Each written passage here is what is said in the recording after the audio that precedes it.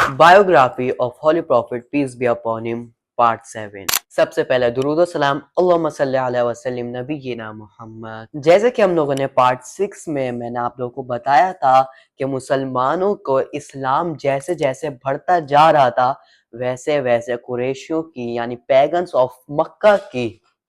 جو دشمنی تھی اور جو ان کی جیلیسی حسد تھی مسلمانوں کے خلاف اگینسٹ وہ بھی بڑھتی جا رہی تھی، اس لیے انہوں نے ان کے اوپر ظلم کرنا شروع کر دیا۔ اب اس کے بعد باری آتی ہے حضرت عمر رضی اللہ تعالی عنہ کی اسلام میں آنے کی، مطلب اسلام کی دعوت قبول کرنے کی۔ وہ انشاءاللہ میں آپ لوگوں کو آج کی ویڈیو میں بتاؤں گا، تو شروع کرتے ہیں ویڈیو کو۔ اللہ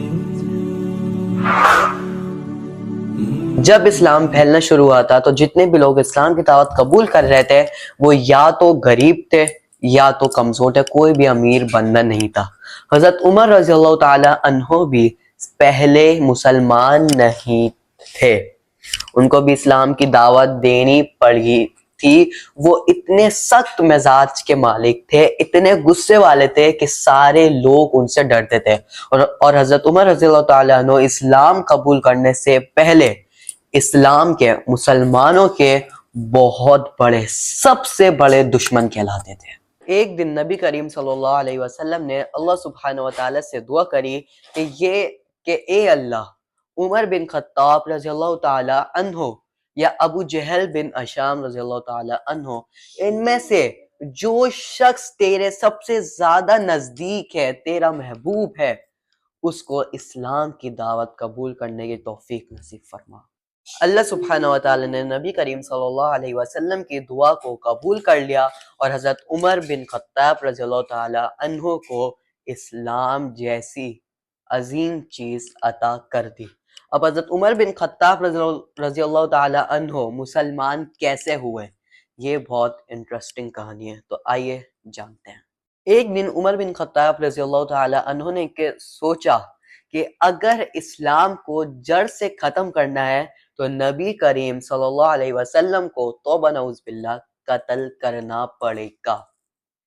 تو وہ اس ارادے کو لے کے، نبی کریم کو قتل کرنے کے ارادے کو لے کے اپنی تلوار اٹھائی اور گھر سے نکلے کہ وہ راستے میں ہی تھے کہ اچانک ان کی ملاقات ایک ایسے شخص سے ہو گئی۔ اس شخص نے عمر رضی اللہ تعالی عنہ سے پوچھا کہ عمر کہاں جانے کا ارادہ ہے؟ عمر رضی اللہ تعالی عنہ نے کہا کہ محمد کو قتل کرنے جا رہا ہوں۔ پھر اس شخص نے کہا کہ جب تم محمد کو قتل کر دو گے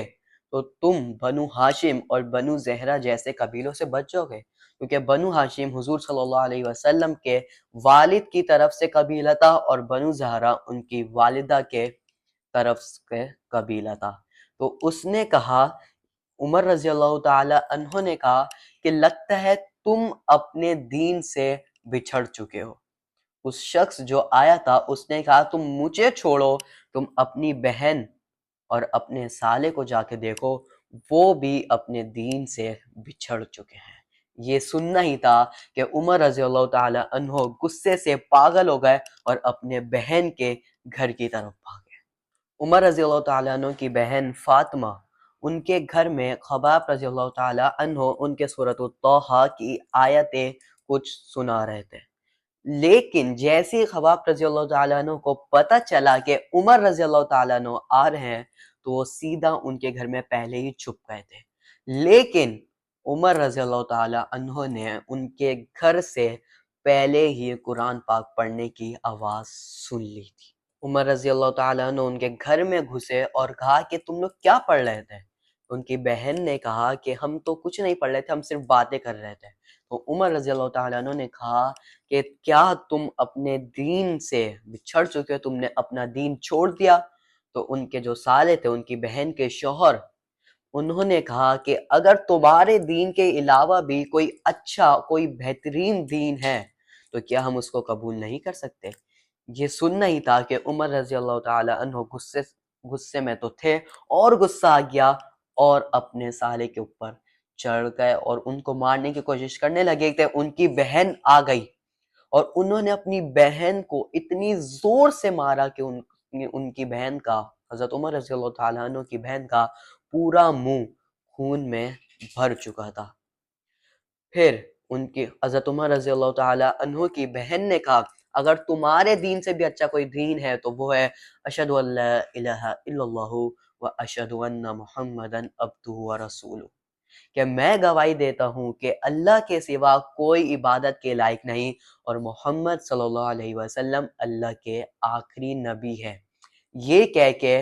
میں شہادت دیتی ہوں، یہ کہا ان کی بہن نے۔ یہ سن کر اور ان کی بہن کے چہرے پہ خون دیکھ کے عمر رضی اللہ تعالی عنہ نے بہت شرم محسوس کری، کہا کہ میں نے اپنی بہن کے ساتھ ایسا کرا،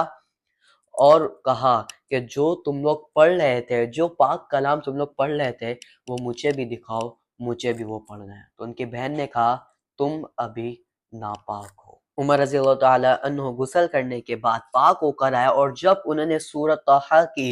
کچھ آیتیں پڑھی تو انہوں نے کہا یہ تو بہت پاک کلام ہے، یہ تو اتنا اچھا کلام ہے، مجھے جلدی سے محمد صلی اللہ علیہ وسلم کا پتہ بتاؤ۔ یہ سن کے خباب رضی اللہ تعالیٰ عنہ جو ان کی بہن اور سالے کو سورۃ طٰہٰ پڑھا رہے تھے وہ باہر آ گئے اور کہا کہ مبارک ہو، خوش ہو جاؤ، محمد صلی اللہ علیہ وسلم کی دعا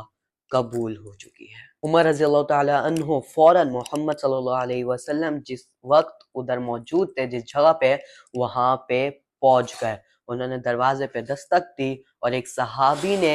دیکھا کہ عمر آئے ہیں، تو انہوں نے بتایا محمد صلی اللہ علیہ وسلم کو کہ اے محمد، اے اللہ کے رسول، عمر آئے ہیں۔ تو حضرت حمزہ رضی اللہ تعالیٰ عنہ اس وقت موجود تھے، تو انہوں نے کہا کہ دروازہ کھول دو، اگر یہ عمر خیر کی نیت سے، اچھے ارادے سے آئیں تو ہم ان کے ساتھ اچھائی کریں گے، لیکن اگر یہ برے ارادے سے آئیں تو اسی کی تلوار سے ہم اس کا کام تمام کر دیں گے۔ دروازہ کھول دیا گیا، عمر رضی اللہ تعالی دروازہ کھول لیا گیا، عمر رضی اللہ تعالیٰ عنہ اندر آئے، سلام کیا اور آدھے ساتھ ہی کہا اشہد ان لا الہ الا اللہ و اشہد ان محمدا عبدہ و رسولہ۔ یہ سننا ہی تھا کہ اس وقت جتنے بھی لوگ موجود تھے سب نے اتنی زور سے اللہ اکبر تکبیر لگائی کہ مسجد حرم تک اس کی آواز گئی۔ مسجد الحرم میں کعبہ شریف کے آگے نماز پڑھنا مسلمانوں کے لیے بہت مشکل تھا، لیکن جیسی ہی عمر رضی اللہ تعالی عنہ نے اسلام قبول کرا ویسی ہی مسلمانوں کے لیے کعبہ شریف کے آگے نماز پڑھنا بہت ہی زیادہ آسان ہو چکا تھا۔ ابن مسعود رضی اللہ تعالی عنہ سے روایت ہے کہ جیسی ہی عمر رضی اللہ تعالی عنہ نے اسلام قبول کیا تھا ویسے ہی ہم مسلمان طاقتور اور عزت محسوس کرنے لگ گئے تھے۔ اب مسلمانوں کے پاس بڑے اور طاقتور صحابی حضرت عمر رضی اللہ تعالیٰ عنہ اور حضرت حمزہ رضی اللہ تعالیٰ عنہ جیسے صحابی موجود تھے، تو وہ آرام سے مسجد الحرم میں کعبہ شریف کے آگے نماز پڑھتے بغیر کسی ڈر کے، لیکن مشرکین آف مکہ، پیگنز آف مکہ سے یہ برداشت نہیں ہوا، تو انہوں نے پھر قطع تعلق پورا بائیکاٹ آف بنو ہاشم کرنا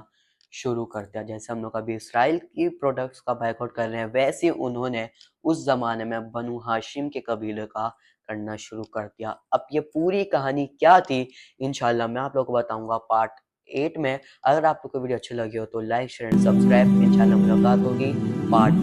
8 میں، جب تک کے لیے اللہ حافظ۔